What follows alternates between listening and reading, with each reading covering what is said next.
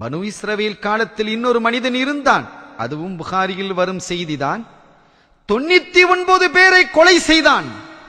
கொலை செய்துவிட்டு அதற்கு பிறகு அவனுடைய மனதிலே ஒரு சஞ்சலம், சங்கடம், கஷ்டம் ஏற்பட்டு ஒரு அறிஞரிடத்தில் போனான்.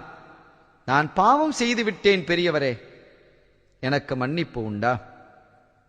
என்ன பாவம் செய்தாய்? அல்லாஹ் தான் மன்னிப்பானே. கொலை செய்திருக்கிறேன். 2 கொலைகள் அல்ல, 99 கொலைகளை செய்திருக்கிறேன் என்று சொன்னதும் அவர் பார்த்தார். அடே, எவ்வளவு பெரிய பாவம் அது! கொலை என்பது பெரும் பாவம் அல்லவா? அந்த பெரும் பாவத்தை செய்துவிட்டு அதுவும் 1, 2 அல்ல, 99 கொலைகளை, மனித உயிர்களை நீ போக்கியிருக்கிறாய். உனக்கு மன்னிப்பா? நினைத்து கூட பார்க்க முடியாது. அல்லாஹ் உன்னை மன்னிக்க மாட்டான் என்று சொன்னதும் ஏற்கனவே கொலை செஞ்சவன் எப்படி இருப்பான்? அவனுடைய கல்பெல்லாம் வேகமா இருக்கு.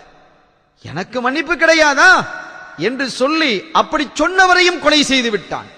செஞ்சுரி அடிச்சிட்டான், 100. இந்த நிலை வந்த பிறகு மக்களிடம் போய் கேட்டான், எனக்கு மன்னிப்பு இருக்கிறதா என்று. மக்கள் சொன்னார்கள், இந்த ஊர் இருக்குதுப்பா, பக்கத்தில் உள்ள ஊர், அந்த ஊர்ல உள்ள மக்கள் எல்லாம் நல்லவர்கள், தூயவர்கள், சாலிஹீன்கள், பரிசுத்தவான்கள். அவர்களோடு சென்று நீ வாழ், உன்னுடைய வாழ்க்கையை கழி, அல்லாஹ் போதுமானவன் உன்னை மன்னிப்பதற்கு என்று சொன்னார்கள். இவனும் புறப்பட்டு போனான். போகும் வழியில் அவனுக்கு மரணம் வந்துவிட்டது, மூத்தாகி விட்டான். என்ன நடந்தது? அவனுடைய ரூஹை கைப்பற்றுவதற்காக, எடுத்துச் செல்வதற்காக பாவிகளினுடைய ரூஹை இழுத்துச் செல்லக்கூடிய மலக்குமார்கள் புறப்படுகிறார்கள். நல்லவர்களினுடைய ரூஹை அழைத்துச் செல்லக்கூடியவர்களும் புறப்படுகிறார்கள். இருவருக்கும் இடையிலே பிரச்சனை வருகிறது. இவர்கள் சொன்னார்கள், நீங்கள் ஏன் புறப்படுகிறீர்கள்? அவன் ஒரு பாவி, 100 கொலைகளை செய்தவன். பாவங்களில் மிக உயர்ந்த பாவமாகிய கொலை அல்லவா? அதை செய்தவனுக்கு தண்டனைதான் உறுதி.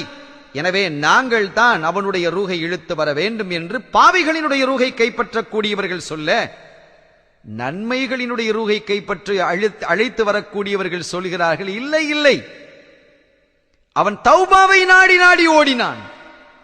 அவனுடைய நாட்டமும் தேட்டமும் இறை மன்னிப்பின்பால் இருந்தது.